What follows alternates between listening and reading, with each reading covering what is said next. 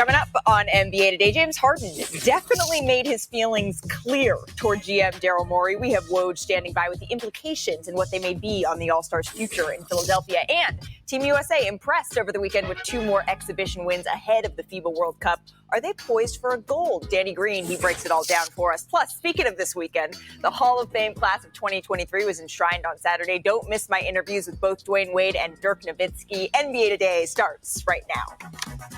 Welcome to NBA Today alongside the one and only Adrian Wojnarowski, Bobby Marks. Danny Green is in studio. I'm Malika Andrews, and we start today's show with the 76ers because our Woj reported this weekend that the Sixers, they were taking Harden off of the market. That's despite his demands to be traded. So today, Harden spoke at an event in China. Take a listen. Morey is a liar, and I would never be a part of an organization that he's a part of. Let me say that again. Daryl Morey is a liar, and I will never be a part of an organization that he's a part of. Thank you, man.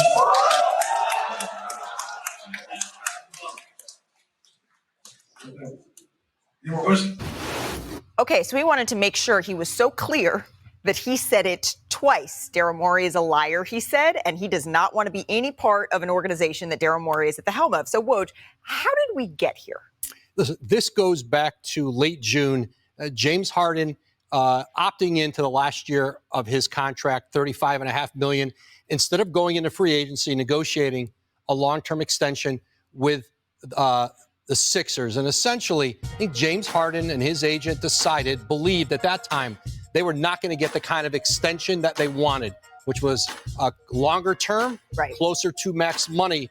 And so they opted into the deal, which then allowed him to be traded and told the Sixers, trade us, trade him to the Clippers. Sixers really have not had any real interest in trading James Harden. They can't get value for him back that continues to allow them to be a contender.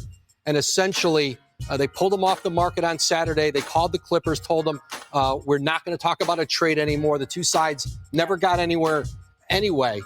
And then James Harden comes out earlier today. This has been escalating behind the scenes all year. Now it is playing out in public. James Harden's goal is to make the Sixers so uncomfortable that they just decide that they cannot bring him back to training camp, and they do a trade that they don't really want to do. Oh, and those are the type of comments, Woj, at least when I heard them this morning. For me, Danny, I said, whoa. Yeah. What was your reaction? There's not many ththings that shock me in this world, but to see a star player like James Harden call out by name Daryl Morey and speak it from his own, his own mouth. Usually you hear from sources, but to him speak it, you can tell he's agitated, he's upset, and it was shocking. I was very shocked by it, but I do see both sides. As a player, I'm always going to side with the player, not just because I'm a player, but I also don't think he's wrong. If he was promised something, I think you need to come through with that promise. But I see the other side of it with Daryl Morey. I understand It's a business, and GMs, they make a lot of decisions quickly, in the heat of the moment, and your mind is going to change, your emotions are going to change in different times, and maybe his hands are tied at this. Maybe he's not able to offer James the extension that he wants. So I understand Daryl, I understand James. Do I think this can be something that can be amended? Probably not, but Daryl is going to have to meet him at least halfway to try to bring him into camp. I also don't see James as a guy that's going to come into camp and dog it. He's either not going to play, or when he does play, I see him being the professional that he is and giving his best. But I don't see him doing that. I think he's going to try to hold out. We all remember how it went in Houston. Obviously, this is a different situation. I know Kendrick Perkins has thoughts on all this. So I want to bring him in now. Perk, what was your reaction when you heard what James Harden had to say? She said, "Are you hungry, honey? Did you eat yet? Let me hang up your coat, Oh, we're still going. Coat."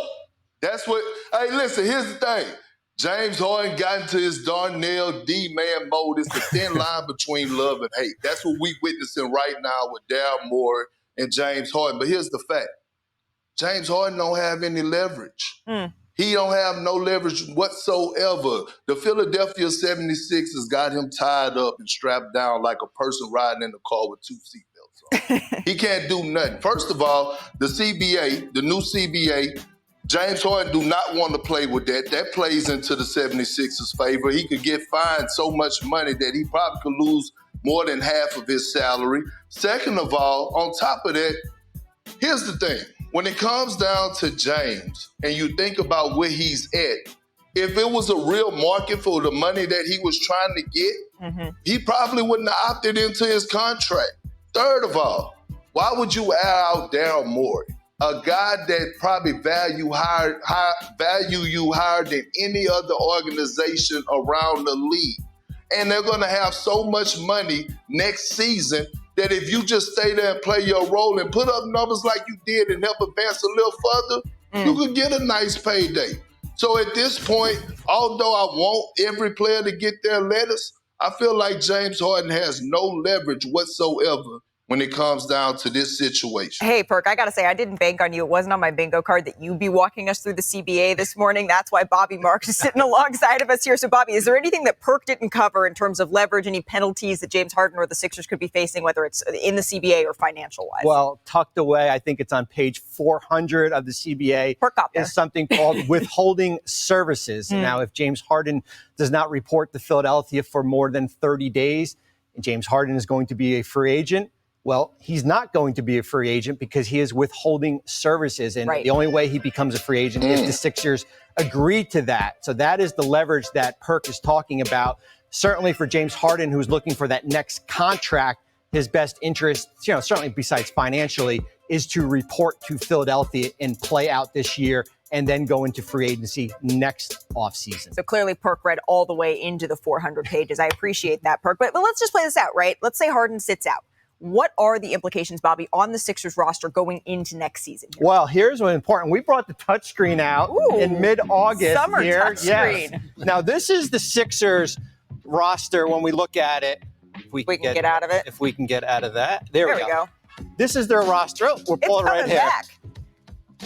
One more time. There we go. This is their roster for next offseason here. Now, Tobias Harris and James Harden and Tyrese Maxey, that is not their salary. They're not under contract next year. But what they have a cap hold. So for James Harden, which is at $49 million, and Tobias Harris and Tyrese Maxey at $13 million. Remember, the goal is not to extend Tyrese Maxey because he has such a low cap hold. They are not under the salary cap. So they need James Harden just as much as Philadelphia means. So if we remove them, so we're taking Harris off and James Harden off, all of a sudden they have cap space. Now, if we said with the withholding services clause where basically they have the right to allow James Harden to become a free agent, well, by allowing them, they create cap space. But is that beneficial to both sides? And that's where it comes to working out some type of compromise here. Interesting.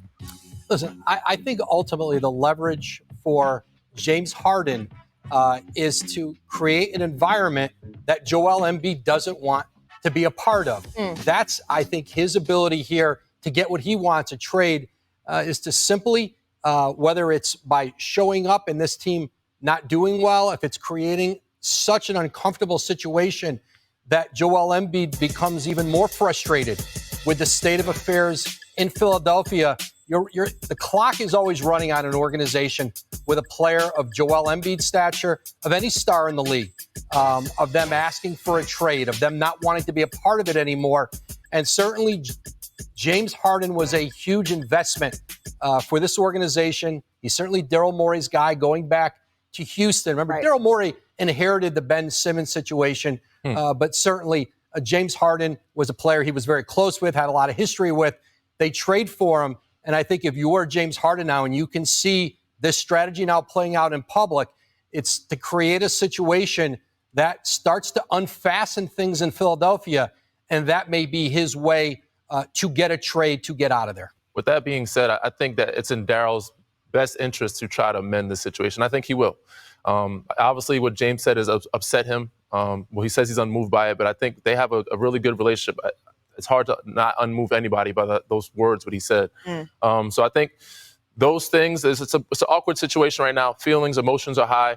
But at the end of the day, I think they will have a sit down. They'll have a conversation. I think Daryl will try to find a way to meet him in the middle, whether it's giving a year or two extension if he's able to. But they're going to figure out a way. Daryl's going to figure out a way to try to get James back on his side because that ultimately is his guy at the end of the day. And you certainly know a thing or two about the Sixers organization. We appreciate your eyes and ears on the ground.